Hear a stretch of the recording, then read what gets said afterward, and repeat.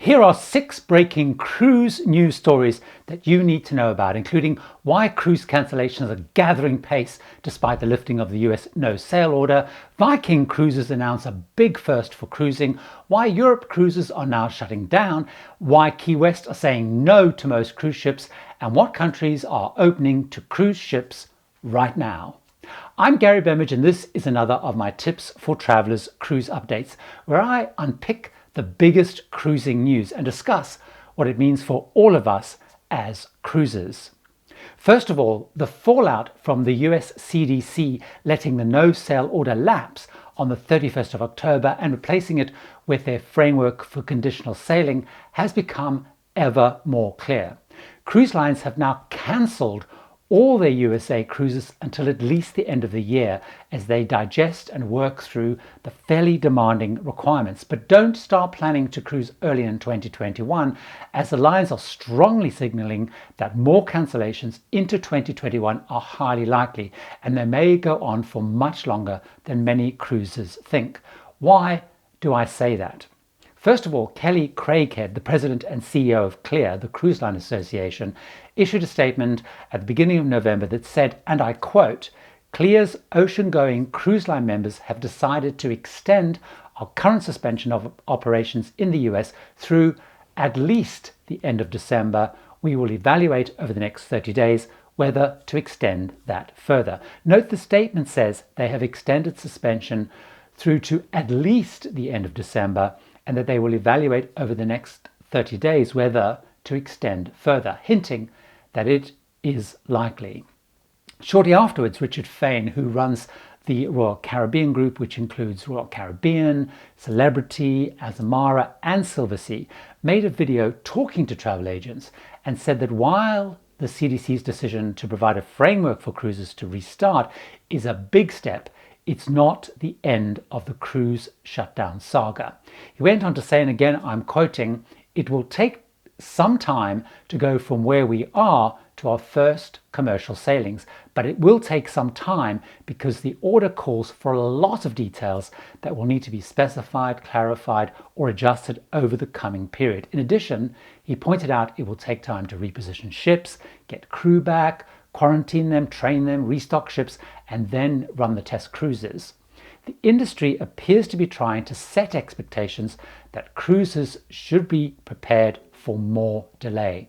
If you want to know more about why this replacement to the no-sail order looks challenging for cruise lines, watch my video covering this in more detail. Of course, while lines work through the new framework and stages, cruisers like me are getting reminders that final balances are due for January cruises that look increasingly unlikely to be able to sail. So I'm trying to decide what to do. Most likely I will use the lift and shift option to push my January cruise out a few months. Secondly, there is more big news about limits on cruising in the United States. Key West voted on 3 referendum questions when they went to the polls, all of which proposed major curtails to cruising there. Voters overwhelmingly agreed to drastic cuts in cruise visits to the port, with over 60% agreeing with each of the proposed curbs. The changes are only 1,500 passengers can disembark in Key West per day. They will prohibit ships carrying more than 1,300 people, both crew and passengers, from even calling there, and they will prioritize ships with better environmental footprints. So we should expect, though, the legality of all of this to be challenged in court, as Pier B Development Corporation, the owner of one of the 3 cruise docks in Key West, have indicated they will challenge it. The other ports in Key West, by the way, are owned by the city and the Navy. So this is definitely one to watch to see how it all plays out, and if the popular Key West core will have to be dropped off cruise itineraries in 2021 and beyond. One of the key CDC requirements in their framework for conditional sailing is for cruise lines to build onboard capacity for testing of crew and of passengers. Now, travelers out of the USA ports will have to be tested before boarding pierside and also before disembarking. when cruises start up again. The first major announcement was made in recent days on this. Viking Cruises confirmed that it's completed installation of the first full-scale PCR laboratory at sea. This new onboard facility enables Viking to conduct PCR testing of all crew members and guests.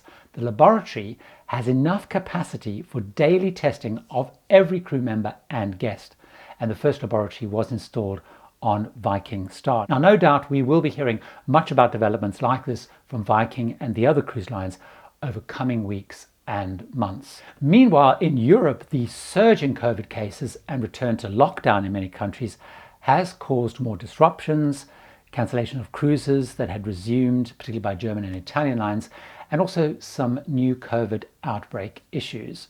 Now, the lines catering for German travellers have been the most active in cancelling due to Germany's stricter lockdown, where non-essential travel for recreation purposes is not allowed. Carnival's AIDA line has paused all cruises planned for November, as has the Royal Caribbean part-owned Hapag-Lloyd line, while their other part-owned line, Mein Schiff, has cancelled its remaining 2020 cruise program out of Kiel with the Mein Schiff 1. Now, this was sailing cruises to nowhere featuring all sea days. Now, the lines say they will reassess all this based on when Germany lifts its lockdown.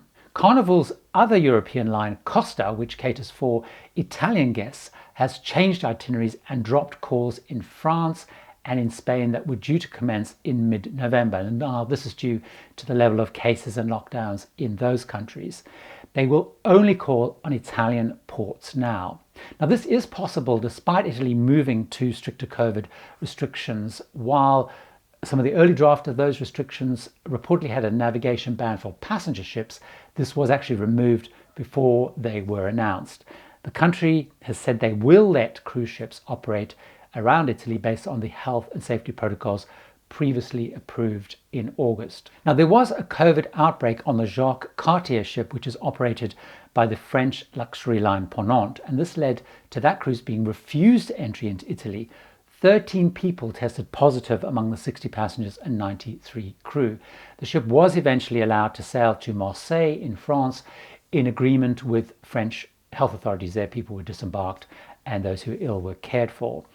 So, as I discussed in my last update, the trend of this virus means that lines and passengers are having to adapt sailings based on, constantly changing travel advice, changing situations in ports, and they have to keep a real tight control of the protocols designed to minimize the risks of outbreaks on ships when they do resume.